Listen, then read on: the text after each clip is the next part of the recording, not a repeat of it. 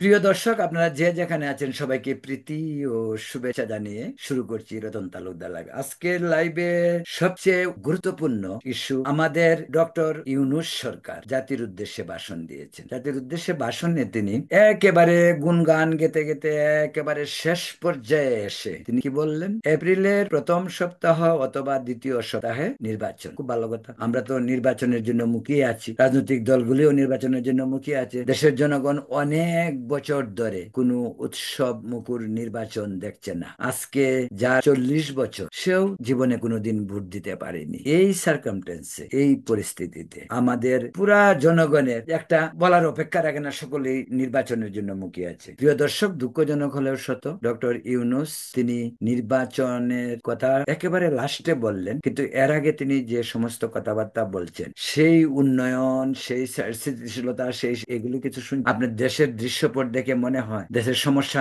যেগুলি আছে এগুলি নিয়ে কোনো মনে হয় তিনি বিদেশি প্রভুদেরকে খুশি করার জন্য পার্বত্য চট্টগ্রাম নিয়ে কিন্তু তিনি অনেক কথা বলছেন। চট্টগ্রাম ফোর্ট নিয়ে তিনি অনেক কথা বলছেন। ফোর্ট নাকি বিদেশিদের কাছে দিলে নাকি এটা একদম ব্যস্ত স্বর্গ হয়ে যাবে। মানে উনি কি, আমি জানি না যে উনি কি বিদেশিদের কাছে বলে আসছেন ক্ষমতায় আসার আগে যে চট্টগ্রাম দিয়ে দেওয়া হবে, সেন্ট মার্টিন দিয়ে দেওয়া হবে, মানবিক করিডোরের নামে ওই আরেক দান্দাবাজি মায়ানমারের সঙ্গে করতে হবে? এগুলি কি তিনি আগে কোনো বিদেশি প্রভুদের কাছে চুক্তিবদ্ধ হয়ে আসছেন যে এই সমস্ত কথাবার্তাই উনাকে বলতে হবে? আজকে কি আমাদের সমস্যা কি করিডোর? আমাদের সমস্যা চিটাগাং ফোর্ট। চিটাগাং ফোর্টে ভালোই চলতেছিল, এটা আমাদের নিয়ন্ত্রণে। চিটাগাং ফোর্ট লাভজনক সংস্থা এবং আমরা এটা নিয়ন্ত্রণ করছি। এটা বিদেশিদের হাতে তুলে দেওয়ার জন্য এত উদ্গ্রীব হতে হবে কি কারণে ডক্টর ইউনূস সাহেবের? তাহলে তো মানুষের মনে সন্দেহ জাগে। তো এটা কি পূর্ব পরিকল্পিত কোনো প্রভুদেরকে খুশি করার জন্য, বা প্রভুদেরকে কথা দিয়ে এসেছিলাম এটা করতে হবে তাই করছি? প্রিয় দর্শক, আপনারা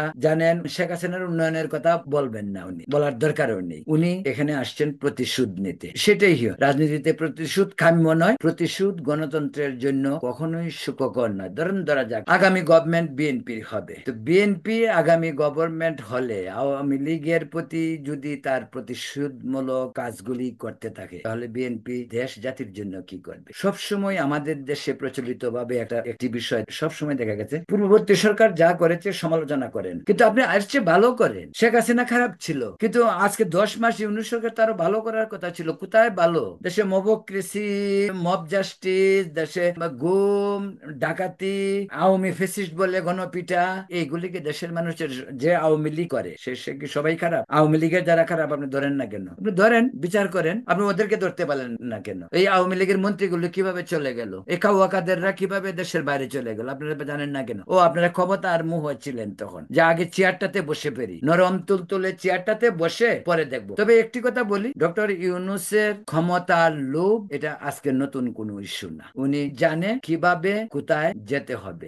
এও সত যে আমাদের প্রধান উপদেষ্টা একজন আন্তর্জাতিক খ্যাতি সম্পন্ন মুখ, যাকে নিয়ে আমরা গর্ব করি, গর্ব করতাম, এখনো অনেকেই করে, ভবিষ্যতে হয়তো অনেকে করবে না। বিভিন্ন কারণেই তিনি কিন্তু বিতর্কিত হচ্ছেন, অথচ এটা হওয়ার দরকার ছিল। এর আগেও আমাদের একাধিকবার অন্তর্বর্তীকালীন সরকার না হলেও তত্ত্বাবধায়ক সরকার ছিল, তাদের কথা মানুষ এখনো বলে। শাহাবুদ্দিন সাহেবের কথা মানুষ এখনো বলে, বিচারপতি হাবিবুর রহমান সাহেবের কথা মানুষ এখনো বলে, লুৎফুর রহমান সাহেবের কথা মানুষ এখনো বলে, ইয়াজউদ্দিন, ফখরুদ্দিন, তাদের শাসন আমলটাও মানুষে দেখেছে, সেগুলিও এখনো বলে। কিন্তু ডক্টর ইউনূস যে পথে আগাচ্ছেন, তুমি মনে হচ্ছে তুমি থাকতে চায়, আরো থাকতে। আরে বাবা, থাকতে যদি চান নির্বাচন করে আসুন, এই দল তো আপনারই দল। কেউ যদি বলে যে এই এনসিপি উনার দল না, আমি বিশ্বাস করি না, করবো না কোনোদিন। যে ব্যক্তি বলতে পারে ছাত্ররা একটি দল করেছে, তাদেরকে সুযোগ দেওয়া উচিত, তাহলে তিনি নিরপেক্ষতা হারাননি। ছাত্রদেরকে দল করার জন্য উৎসাহিত তিনি করেন। তিনি কিভাবে দল করার জন্য উৎসাহিত করেন? ঠিক আছে, ধরা যাক রাজনীতি করার শখ উনার, উনি রাজনীতি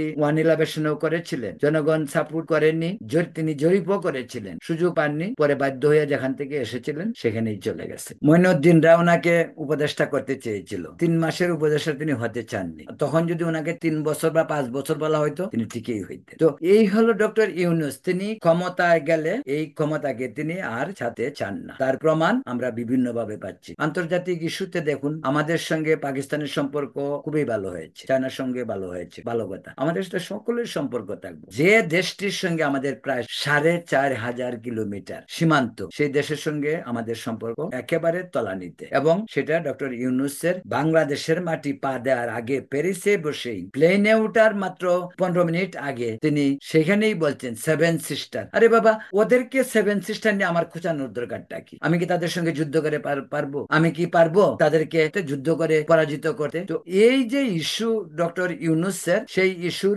প্রেক্ষিতে আজকে ভারত বাংলাদেশ সম্পর্ক একেবারে তলানিতে, এবং বাংলাদেশের বাইরে কতগুলি ইউটিউবার আছে, বিশেষ করে প্যারিসে বসা আছে একটি বেয়াদব ছেলে, এই বেয়াদবটি কন্টিনিউ, এবং আমার ভাবতে অবাক লাগে, মানুষের চরিত্র হনন করছে, মানুষের বিষোদ্গার করছে, আবার ডক্টর ইউনূসের মাঝে মাঝে ভালো বলে, আবার খারাপও বলে। ডক্টর ইউনূস সেই ব্যক্তিটির কথা শুনে যে প্যারিসে বসে রয়েছে, যে দেশে 289 জন শিশু কিশোরকে হত্যা করে আজকে প্যারিসে আছে, সে ভারত বিরোধিতা করে। আসলে কি সে ভারত বিরোধিতা করে কি? এটাই কি তার পলিসি? এমনও তো হইতে পারে ও ভারতেরও দালাল, পাকিস্তানেরও দালাল হইতে পারে, দুই দেশের স্পাই হইতে পারে, রও হইতে পারে, আইএস এরও হইতে পারে।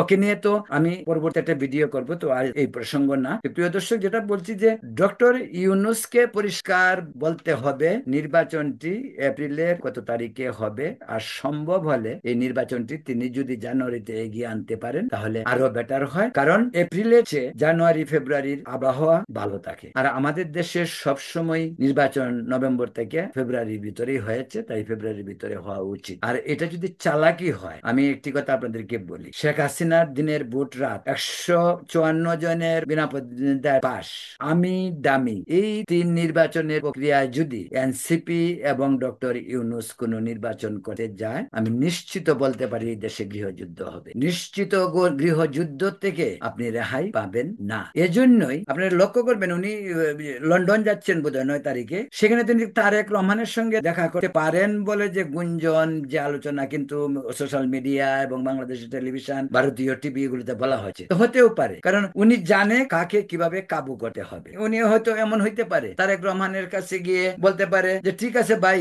ওই ইলেকশন হোক, আসেন এনসিপি জামাত আপনারা মিলে আমরা ইলেকশন করব, আপনি প্রধানমন্ত্রী হবেন, আমি প্রেসিডেন্ট হব। আমি গোপন কথাগুলি বলছি, গোপন আলোচনা এরকম হইতে পারে, আমি বলছি না যে এটাই আলোচনা হবে, এটা আমার গ্যাস, আমার অনুমান, ওইটা হইতে পারে। আজকে আরেকটা কথা আপনাদেরকে বলে, একটা উদাহরণ, আমাদের দেশের একজন প্রথিতযশা ছাত্র নেতা ছিলেন, পরে রাজনীতিবিদ, মাহমুদুর রহমান মান্না, উনার একটা ক্লিপ আমি সেটা দেখলাম কম্পিউটার। উনি বলছে কি যে ডক্টর ইউনূস সাহেবের কাছে গেলে আমরা তো নির্বাচনের কথা বলি, আলোচনার কথা বলি, উনি কি করেন, দুহাত নাড়ায় নাড়ায় হাসে হাসে আমাদেরকে এমন কি বুঝ দেন আমরা কিছু বুঝি না, এরকম কথা। উনি কিছু আসলে তাই করে। এই যে এতগুলি রাজনৈতিক দলের নেতা নেত্রী দলের সঙ্গে তিনি কথা বললেন, ওনার কথা কিন্তু কোথাও স্পষ্ট না, উনি শিশু সুলভ কথা বলেন, দুহাত নেড়ে নেড়ে শিশুদের মতন কথা বলেন। উনি আসছেন আমাদেরকে জ্ঞান দিতে, আমাদের রাষ্ট্রযন্ত্রকে ঠিক করতে উনি আসেন নাই, জনগণের ভাগ্য উন্নয়ন করতে উনি আসেন নাই। উনি শুধু আমাদেরকে সবক দিবেন আর আমরা তা করবো। তিনি যুব সমাজকে কি বলছেন, তিনি ছাত্রদের লাইফ তো শেষই, তিনি ছাত্রদেরকে, যুবকদেরকে কি বলছে, চাকরি খুঁজো না, চাকরি খোঁজার দরকার নাই, তোমরা উদ্যোক্তা হও, কাজ করো, ও নিজে নিজে কিছু করো। আরে বাবা, যে যেভাবে পড়াশোনা করেছে, যে যে লাইনে পড়াশোনা করছে, তা তো তারা করবি। আপনি রাষ্ট্রপ্রধান, আপনার কাজকে ওদেরকে প্রোভাইড করে, বেকারত্বের অভিশাপ থেকে ওদেরকে মুক্ত করে। আর আপনি তাদেরকে বলবেন তোমাদের কাজ করার দরকার নেই, তোমরা উদ্যোক্তা হও। যে তার বাড়ি জমি বিক্রি করে ইউনিভার্সিটিতে পড়াশোনা করেছে, সে উদ্যোক্তা হওয়ার জন্য, বিজনেস করার জন্য পয়সা পাবে কই? পুঁজি কোথায়? আপনি দেন, আপনি তো মিলিয়নিয়ার বিলিয়নিয়ার, আপনি তো দিতে পারেন, আপনি তো বিভিন্ন জায়গাতে পয়সা দেন। ক্লিন্টন ফাউন্ডেশন তো আপনি পয়সা অনেক দিয়েছেন, এটা না, আপনার নিজস্ব ইউনুস ফাউন্ডেশন থেকে পয়সা দেন। আপনি তো বিভিন্ন জায়গাতে পয়সা দিয়েই ওখানে গিয়ে দাঁড়ানোর সুযোগ করেন।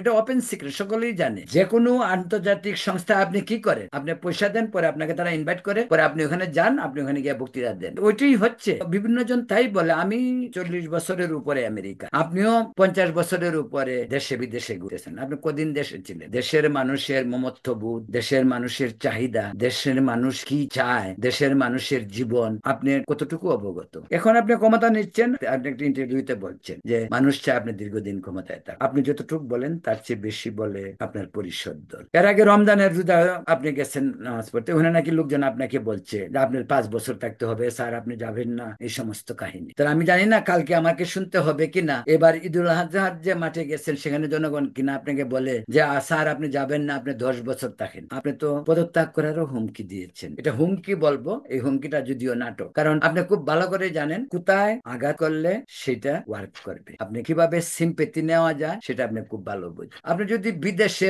আজকে 50 বছর ঘুরে ঘুরে কোথায় যেতে হবে, কোথায় পয়সা ডালতে হবে, কি করতে হবে, কি না করতে, সবকিছু আপনি বুঝেন। আপনি বুঝেন নাকি? আপনাকে পেয়ে আমাদের দেশ দেশে এই ছাত্র অভ্যুত্থানের পর আমরা কিন্তু সকলে হাততালি দিয়েছি, আমরা সকলে বলছি যে উনি একটি আন্তর্জাতিক মুখ, উনাকে নিয়ে আমরা গর্ব করতে পারি। উনি আমাদের দেশের একমাত্র নোবেল বিজয়ী। সেই বিজয় আপনি যেভাবেই ছিনিয়ে আনেন, সেই প্রসঙ্গে যাওয়ার দরকার নেই। অন্তত এইটুক যে আপনার গলায় তো নোবেল প্রাইজটা ঝুলে, তাই আপনি আমাদের গর্ব, বাংলাদেশের গর্ব। কিন্তু আজ এই তত্ত্বাবধায়ক সরকারের উপদেষ্টা হয়ে আপনি যা করছেন, জানি না আপনি করছেন না আপনাকে করানো হচ্ছে। ওই যে একটা গান আছে, যেমনি নাচাও তেমনি নাচি, পুতুলের কি দোষ। এমনও তো হইতে পারে অন্যরা আপনাদেরকে নাচাইতেছে, আপনার কি দোষ, তাও হইতে পারে। You never know. মানে আমি বলছি যে ইউ বল নেভার নো বলতে আমি জনগণকে বুঝাইছি, এরকম হইতে পারে।